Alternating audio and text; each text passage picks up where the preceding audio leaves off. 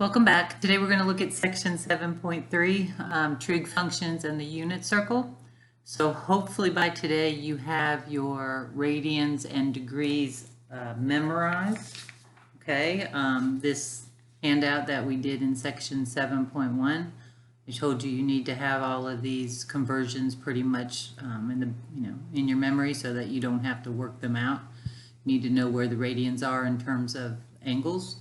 So hopefully you've done that, because today we're going to add to that. Okay, so you've had time, and if you don't know those, you might want to go back and look at that again and make sure that you're good to go.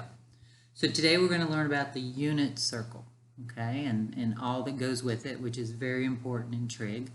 So first and foremost, when you hear the word unit circle, that just means that you have a circle of radius 1. Okay, so if you look at this picture, it shows you that from the center to the circle, the radius is 1, and it says it's just 1 unit. That's why we call it a unit circle. It doesn't matter if the unit is 1 inch, 1 foot, 1 mile, 1 centimeter, all the rules will apply.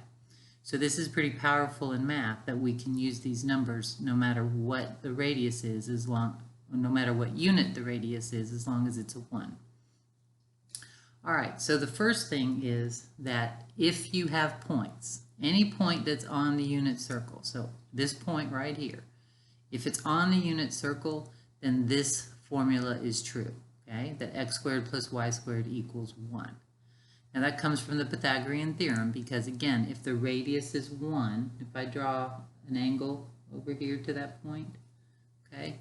So this is a right triangle and the radius would be 1.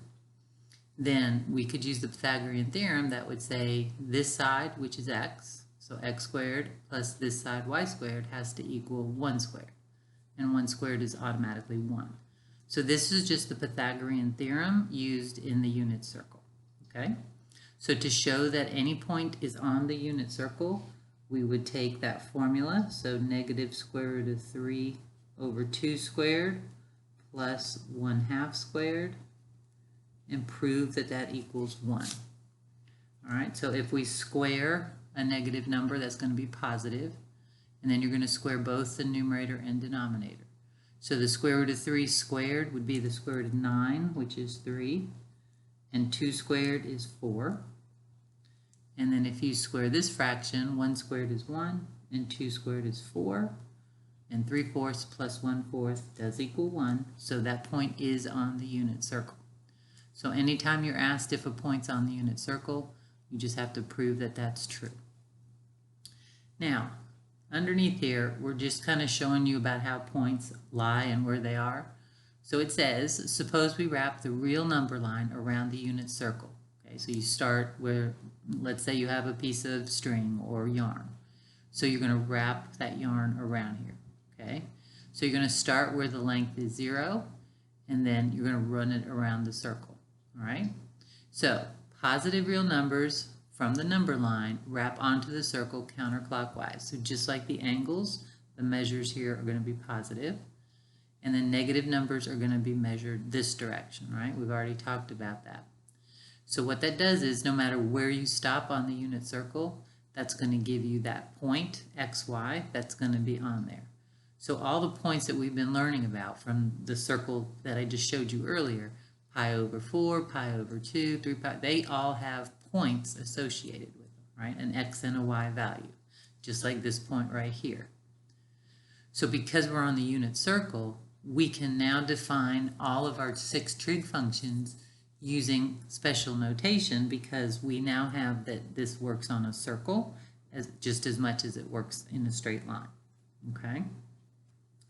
So if that's confusing to you, that's okay, but what you need to understand is that every angle, on any angle that we can pick, we can get an xy coordinate for it on the unit circle. Okay, that's what we're getting ready to do. So all of those values that I've told you to learn, we need every one of those xy values. Okay, but the good news is that there's commonality to those, and that's what we're going to look at today. All right, so down here we have our unit circle definitions of the trig functions. Okay, so I want to try to explain to you why these are what they are using this picture over here. All right, so first off, if you have any point on your unit circle, okay, any point xy, then we're going to assume that this is the unit circle and the radius is 1, okay? So if this is a circle and the radius is 1, then if I was plotting a point to get here to the start, I would go right 1 and up 0. So that's an ordered pair xy, right? Here's the origin. So that's how you would graph any point on any coordinate plane, okay? So if this is my point right here, okay, the formula says that we can use x as the cosine of the angle and y as the sine of the angle. So that's pretty powerful to just say that that's going to be true. So let's kind of show how that works. So here's a point xy. I'm going to draw the angle that goes with it. So this looks like, you know, about a 60-degree angle. So remember, this is the radius, so that would be 1. Now when you draw any angle in trig, this is real important, all angles have to go to the horizontal axis, to the x-axis. You never draw a triangle to the y-axis. I'll say that a lot, but some of you will forget. So you always draw your triangle to the x-axis. So here would be your right angle, okay? So I don't know these values, but I know that this side is x, right? The amount I go over to get to this point, and then to go up, I would go y. All right, so that's why it says the point is x comma y. So whatever this value is, whatever that value is, that's your point. Well, it also happens to be the cosine and the sine, okay? So let's talk about the sine. Why is it y? Well, the angle that you made is here at the origin. Put a t there. It's not a very good t, but there's t, okay? The angle is t. The angles that your triangles always make, the angle you're interested in, is always the one that's at the origin, okay? Never up here. So always, two things. Always draw your triangle to the x-axis, and your angle is always at the origin, okay? If you remember those two things, you should get everything right. So just, those are real important. All right, so the sine of this angle, I'm looking at the sine, would be the opposite side over the hypotenuse. Well, the opposite side is y, hypotenuse is 1, y over 1 is just 1, is just y. So that is going to give you your sine value. So whatever that coordinate is, that's your sine. Same thing with cosine. If I want the cosine of this angle, I would do adjacent over hypotenuse, which is just x. So that's going to give me the cosine. Now, the one thing that a lot of students will get backwards is which is the cosine and which is the sine. So I want to remind you on your calculator, and I think this is why, sine comes first and then cosine, right? That's always the order that you get your trig function, sine, cosine, tangent. Look, even here, sine, cosine, tangent. But notice the sine is y and the cosine is x. So be careful when you're giving me the points, okay? The cosine and sine, remember that cosine comes first and then sine when you're doing your ordered pairs. I try to remember it because it's alphabetical, so x comes before y and c comes before s. So that's kind of how I taught myself to always remember cosine is the x coordinate and sine is the y coordinate. Now, the rest of them follow suit with your trig functions. So the tangent of this angle is opposite over adjacent, which is y over x, okay? And then you have your reciprocal functions, which obviously are the reciprocals of the first three, okay? Now, you have some cases where you're dividing by 0, so then the functions would be undefined. So for example, if I look at the tangent y over x, well, anywhere that x is 0, which is here and here, okay, those points, then the tangent would be undefined because y over x would be 1 over 0. Okay, same thing for secant. I would look for where x's are 0 because 1 over x, I can't do it. Okay, so that's what this is telling you down here. We have certain places on the circle where you're not going to always get an answer. Okay, so when you divide by 0, now remember, these points are points we're plotting. So 0, 1, remember this is 90 degrees up here, pi over 2. So, you know, if I was plotting that point, that's how I'd have to go left or right 0 and up 1. Right? So to get over here, I would go negative 1, 0, and to go down here, 0, negative. So these are just points on the circle. So now this point on the circle is x, y, whatever those distance is. That's how you plot any point. So if that circle wasn't there, you would still go right this much and you would go up that much to get here. Okay, so that's what we're talking about. Points on the circle, which is kind of cool that it also gives you the cosine and sine value. But that's only true, remember, if you have the unit circle where the radius is 1. Okay? All right, so I spent a little time on that, but I want to make sure you're clear. All right, so let's look at an example. Suppose that the real number t corresponds to this point, 5/13, negative 12/13 on the unit circle.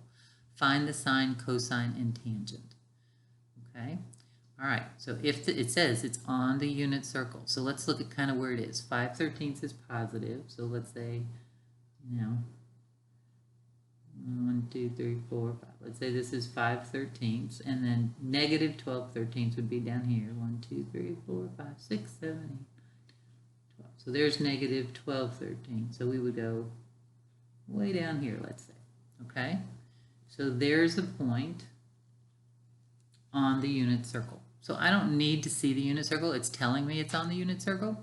But what I do need to know is look at the triangle, right? So here's my radius, and then you always take the point to the x-axis this way.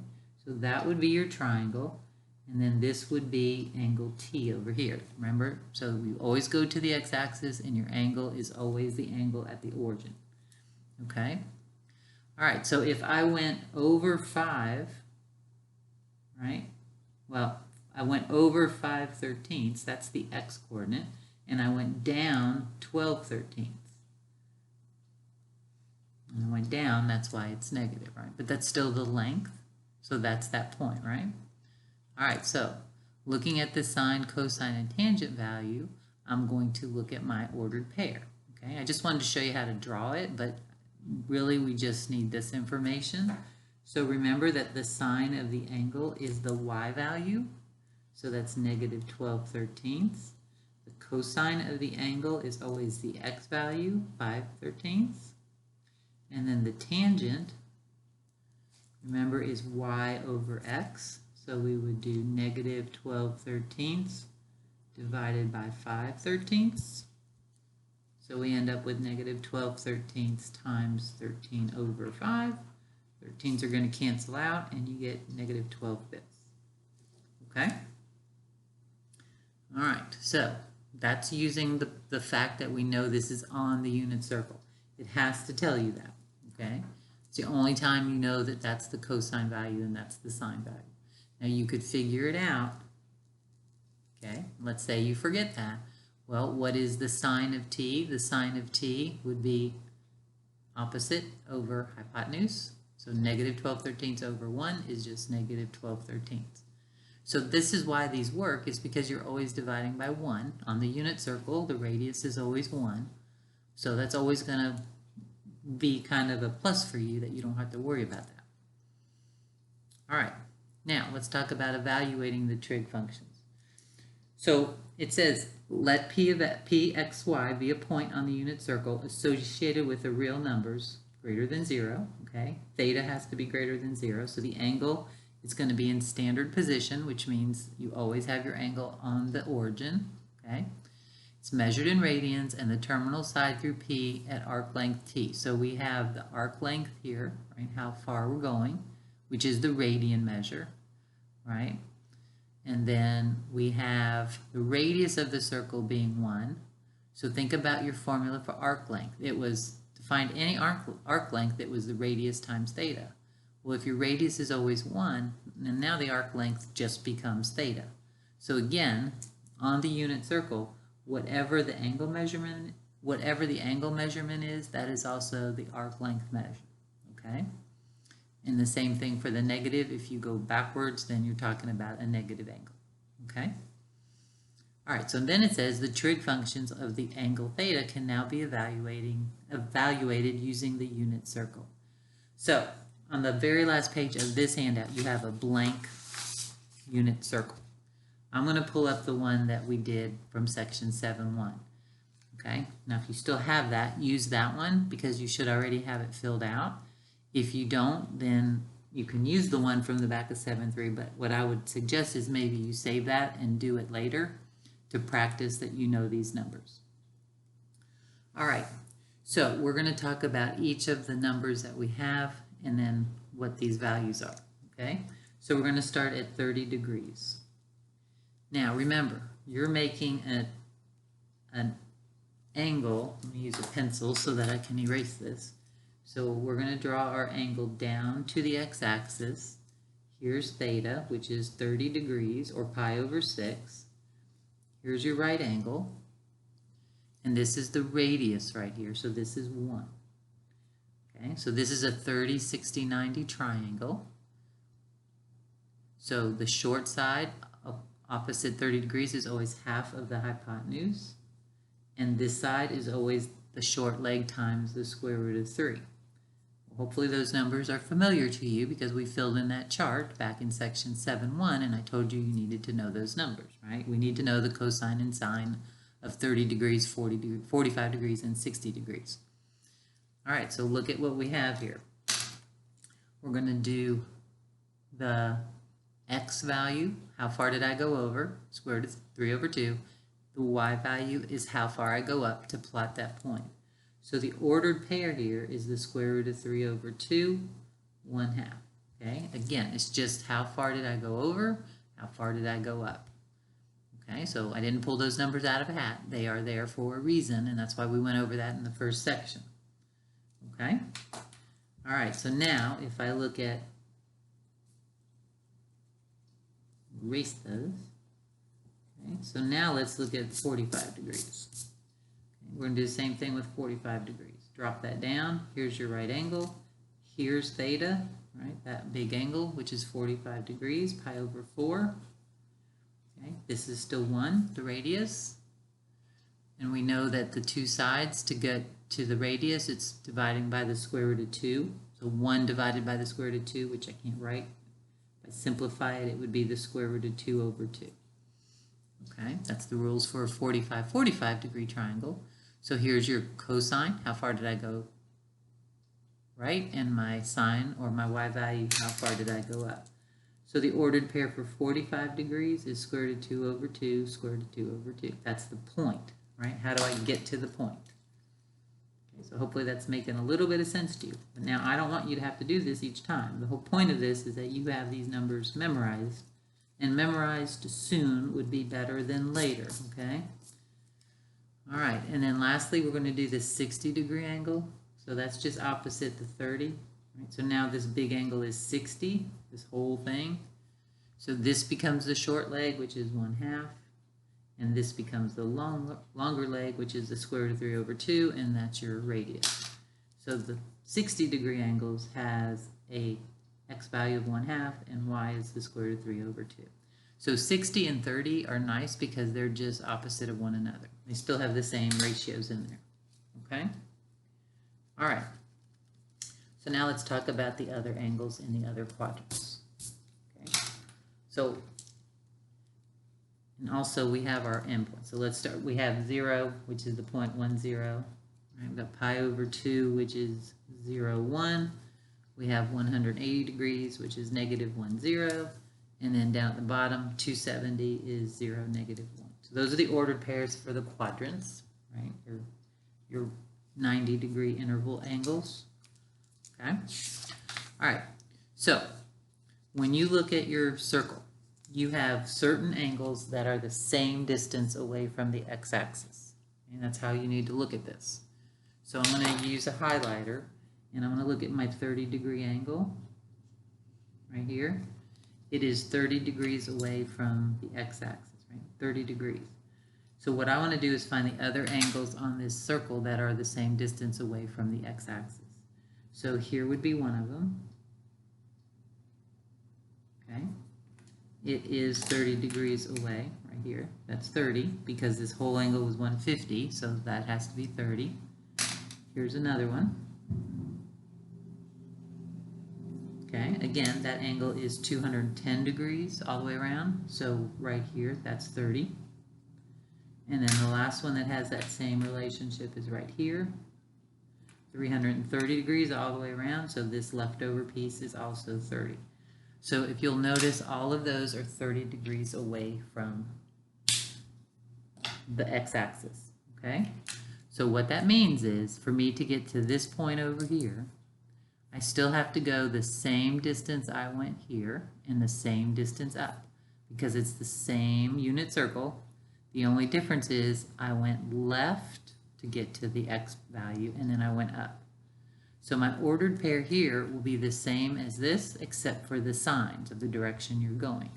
So that would be a negative square root of 3 over 2, and then a positive 1/2. Okay?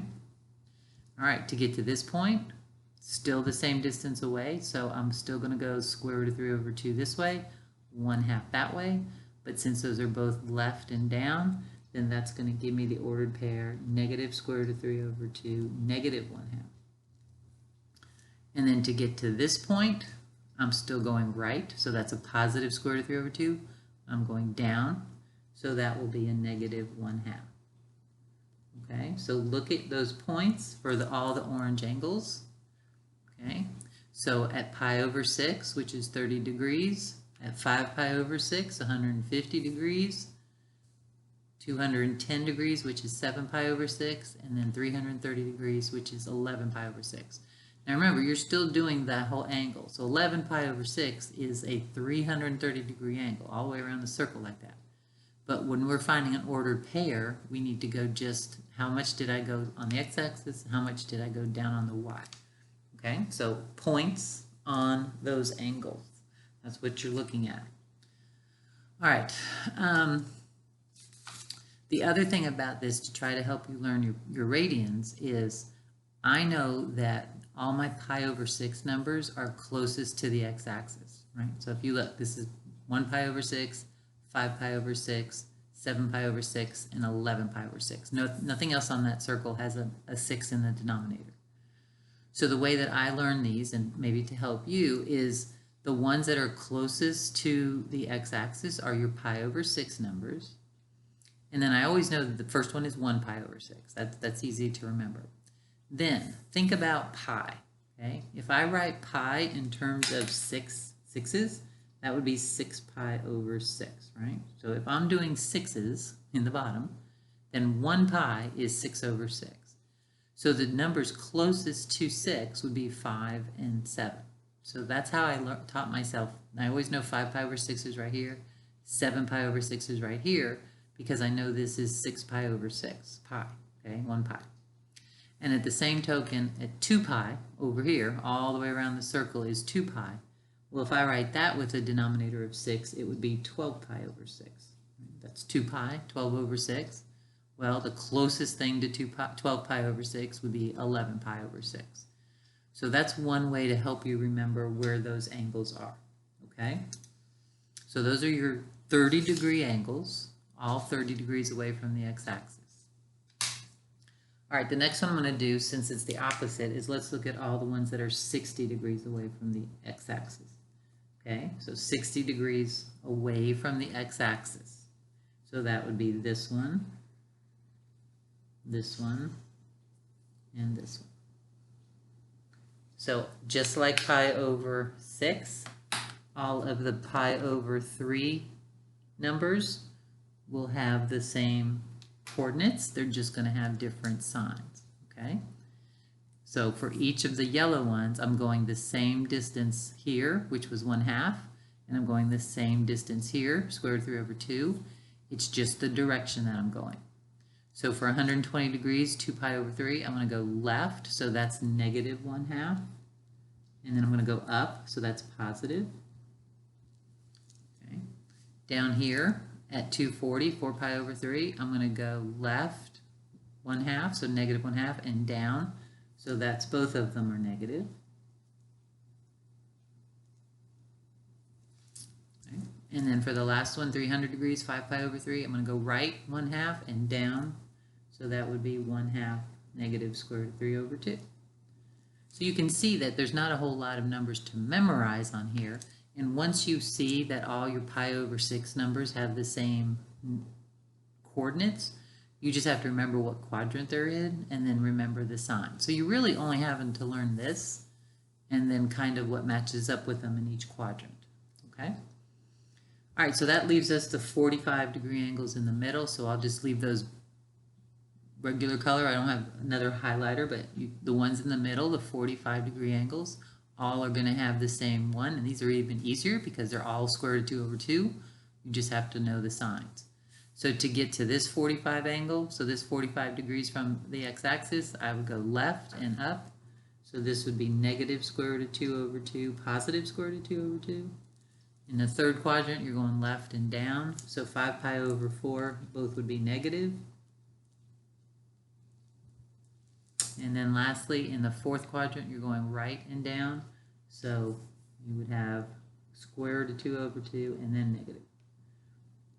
All right, so again, more things for you to learn and memorize. Now let's talk about how you can remember the pi over 3 numbers and the pi over 4 numbers. So I gave you a hint to remember 5 pi over 6, 7 pi over 6, 11 pi over 6. Pi over 3 is a little bit harder, but I just kind of do my counting with these. So I know the pi over 3s are the ones up closest to the y-axis, so the 2 up here and the 2 down here. Those are my pi over 3 numbers. So I know this is 1 pi over 3, 2 pi over 3. So I just count 1 pi over 3, 2 pi over 3. This pi would be 3 pi over 3, right? That's the 1 pi. So again, that's pi over 3, 2 pi over 3, 3 pi over 3, which means the next one would be 4 pi over 3, 5 pi over 3, and then this would be 6 pi over 3, right? 6 over 3 would be 2. So when you're doing your pi over 3s, if you're trying to learn where they are, that's kind of a nice little trick that you can count, right? 1, 2, 3, 4, 5, and then 6, okay? So that's a way to remember your pi over 3 numbers. And then same thing kind of with pi over 4, I just remember they're all odd, okay? Look at the pi over 4 numbers. 1 pi over 4, 3 pi over 4, 5 pi over 4, 7 pi over 4. So I know my pi over 4 numbers are just the odd numbers in the numerator. Okay, 1, 3, 5, and 7. So little ways to help you remember where they are. The other thing is you need to know, that 3 pi over 4 is 135 degrees. Remember, those are the same. So not only are you learning the radians on this unit circle, but you need to know the degrees that go on here. So I need to know 30, 45, 60, those are numbers on the unit circle. 120, 135, 150, those are numbers on the unit circle, and so forth. So you need to know all of this, okay? And the sooner you learn it, the easier things are going to be, okay? I'm telling you that now, so please, please, please make sure you know. If you don't know this, you're going to really struggle with trig, okay? Your calculator will not help you. All right, so let's go ahead and do this page and then I'll stop and we'll do a part 2, but this kind of all goes with that, so let's finish this up. All right, so first off, the domains of the trig functions. We're going to talk about that more in graphing coming up in the next section, but if you look at, again, for all of these problems, your domain is typically all real numbers. The only exception are you're going to have restrictions where you can't divide by 0. I talked about that earlier. So that's what this chart is telling you, that the things you're going to have problems with at pi over 2 will be the tangent and the secant because you're dividing by x. Okay, and the things you're going to have problems with when y is 0 is cotangent and cosecant. Sine and cosine have no problems because there's no fractions, it's just x and y. But the other ones you're going to have to worry about what happens at those points, okay? So if we're evaluating functions, state the function is undefined or give the value. So the tangent of 3 pi over 2, okay, 3 pi over 2 is here. Tangent, remember, is y over x. So you would do negative 1 over 0, which is undefined, okay? So you just have to remember that sometimes you're going to get answers like that. The secant of negative 180. Well, the secant is the reciprocal of cosine. So that's 1 over x. Okay, remember cosine is x, so secant is 1 over x. Negative 180, we'd go back this way. Okay, so 1 over x, so that would be 1 over negative 1, which is negative 1. Okay, so sometimes you get answers and sometimes you'll get undefined when you're at 90 degrees, 180, 270, or 360. All right, then down here is just a chart to remind you of the signs, right? Everything in the first quadrant, everything is positive. Everything in the second quadrant, X is negative, Y is positive, right? Because you're going left and up. Everything in the third quadrant, X and Y are both negative because you got to go left and down. And in the fourth quadrant, you got to go right and down, so positive, negative. This chart, a little confusing, but it's just telling you the signs of your cosine, your sine, cosine, and tangent values, okay? I don't know that you guys need this so much. What I try to tell you guys is to use these letters. If you remember, sometimes you learn these in high school when you start trig, ASTC. So it goes with all students take calculus. May or may not be true, but it works. So all students take calculus. And what these letters represent are the things that are positive, okay? So when you're in the first quadrant, A stands for all. Everything is positive, okay? Look over here. And if these three are positive, remember the reciprocals will be the same. All right, over here, S stands for students, but for trig, it's for sine, right? So all students, so this is all, and then sine. So in this quadrant, the only thing that's positive is sine. Okay, cosine and tangent are negative, and so are their reciprocals, which means the reciprocal of sine, which is cosecant, is also positive here. In the third quadrant, T, for take, this is tangent, so only the tangent is positive in the third quadrant. And then C, that's for cosine, only the cosine is positive. So to me, this is more confusing than just kind of remembering that, but this lets you see that, okay? All right, so lastly down here, angles with terminal sides on the coordinate axis. Remember, those are quadrantal angles, right? So the 90, 180, 270. In the case of these angles, the ratios with x equals 0 or y equals 0 in the denominator are undefined. So that's what we did right above. So find the sine, cosine, and tangent for the following angles. Theta equals 90, okay? Theta equals 90. Remember, you got your ordered pair, 0, 1 at 90 degrees. So I'm going to write that ordered pair here, so we don't have to keep looking up there. Okay, that's the angle or the point at 90 degrees. So the sine of theta, the sine of 90 degrees, is the y value, 1.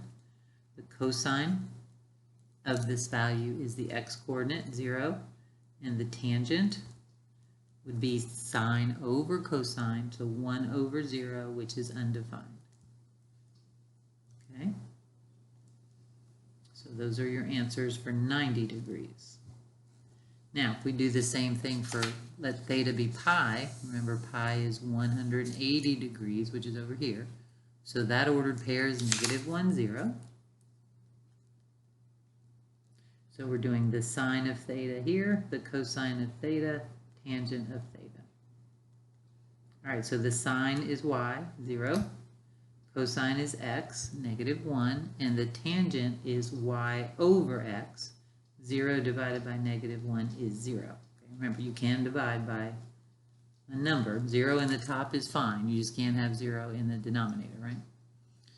All right, so there's a lot of stuff in here, and we're not even done with this section, but I'm going to stop right now. We'll continue in part 2. So I can't stress to you guys enough that you have to learn these values because it needs to be very quick for you to get these answers. You shouldn't have to look at things, in a few days. So please concentrate on studying these, learning these a couple times a day. Look at them, say them in your head while you're walking somewhere. Just get to know these numbers and where they are, okay? All right, so I'm going to stop and we'll come back and do part 2 in just a minute.